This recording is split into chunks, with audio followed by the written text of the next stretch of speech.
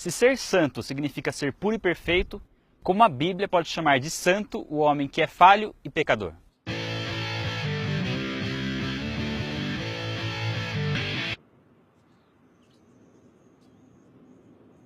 Saudações a todos, mais um vídeo do canal Vai na Bíblia e hoje vamos falar sobre santidade.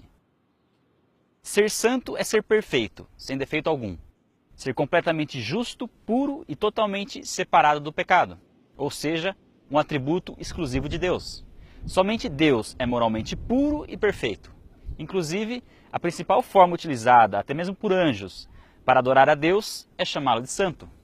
Por que então a Bíblia consideraria alguns homens e mulheres como sendo santos? Inclusive, ao contrário do que muitos pensam, essa condição de santo não se aplica somente aos grandes apóstolos ou aos nomes famosos da Bíblia, mas se refere a pessoas comuns como eu e você.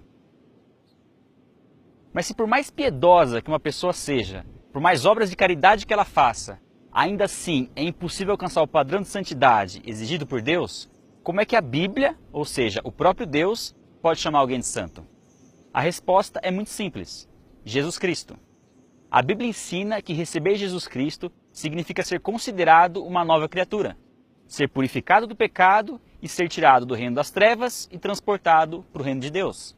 Santo é todo aquele que crê que Jesus é o Cristo, o Filho de Deus, crê na sua vida sem pecado, morte sem culpa e ressurreição dentre os mortos. Quando isso acontece, quando cremos, Cristo passa a habitar em nós. E se Cristo vive em nós, somos santos. Não por mérito ou esforço próprio, mas por causa de Jesus Cristo. Ser santo não significa dizer que a nossa natureza pecaminosa deixou de existir. Muito pelo contrário. É aí que realmente percebemos que tal natureza existe. O que acontece agora é uma luta contra o pecado que habita em nós para vivermos de acordo com a vontade de Deus revelada na Bíblia. Ou seja, andar em santidade. Ser santo é o que nos capacita a andar em santidade.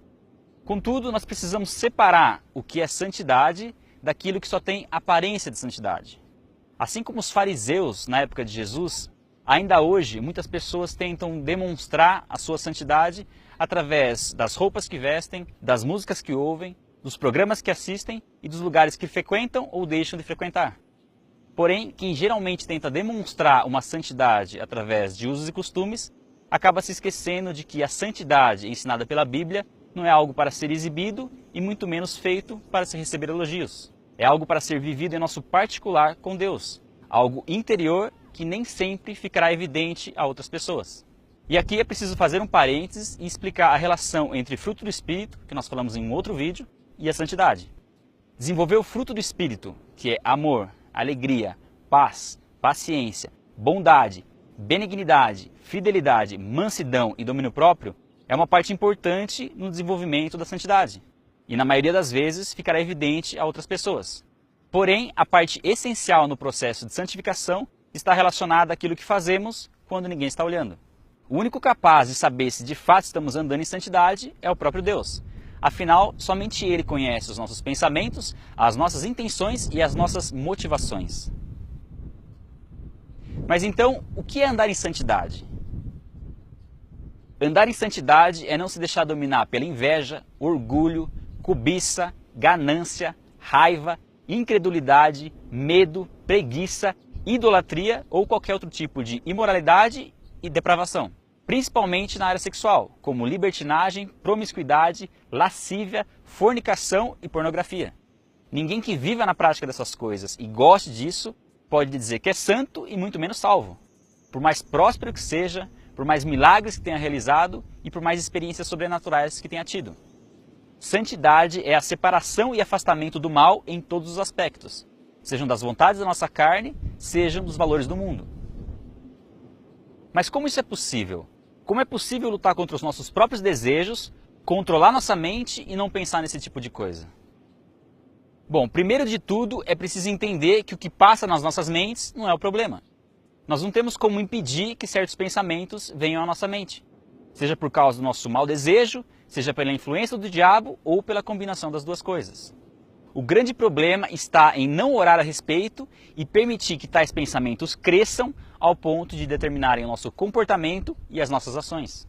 Mas se mesmo assim o pecado acontecer, deve haver arrependimento. É preciso confessar o pecado diante de Deus e também das pessoas envolvidas. Quando existe apenas remorso, não há perdão. E enquanto o pecado permanece oculto, não há cura. A consequência disso é que, aos poucos, se perca a sensibilidade para ouvir a voz do Espírito Santo, ficando muito mais difícil resistir aos desejos da carne e muito mais fácil se entregar aos prazeres do mundo. Por essa razão, é necessário obedecer e dar liberdade ao Espírito Santo, para que ele nos ensine, nos repreenda e nos corrija quando for necessário. Isso é o que vai desenvolver nossa intimidade com Deus e nos manter longe do pecado.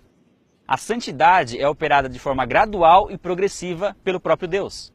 É uma ação do Espírito Santo e não do homem.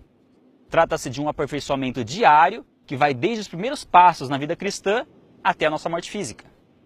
E até lá, jamais seremos perfeitos. A verdade é que a Bíblia diz que se alguém tem prazer no pecado, que continue pecando. Mas se tem prazer no que é santo, por mais erros que cometa, que continue lutando contra o pecado e andando em santidade. Afinal, sem santidade, ninguém verá a Deus. Daí a importância em renovar nossas mentes com a palavra de Deus. Ler a Bíblia e meditar no que está escrito é a única forma de fazer com que os nossos pensamentos se voltem para as coisas do alto, para aquilo que é verdadeiro, puro e correto. Jesus Cristo deve governar nossas mentes, para que todo pensamento se torne obediente a Ele e que tanto o nosso querer quanto o nosso realizar sejam feitos de acordo com a sua boa, agradável e perfeita vontade. Vai na Bíblia, fica por aqui. Se você gostou do vídeo, deixa o seu like. Se inscreve no canal, não esquece, é muito importante. Não deixe de compartilhar o vídeo nas redes sociais, acessar o nosso site, vainabiblia.com e seguir o nosso perfil no Instagram. Deus abençoe e até a próxima.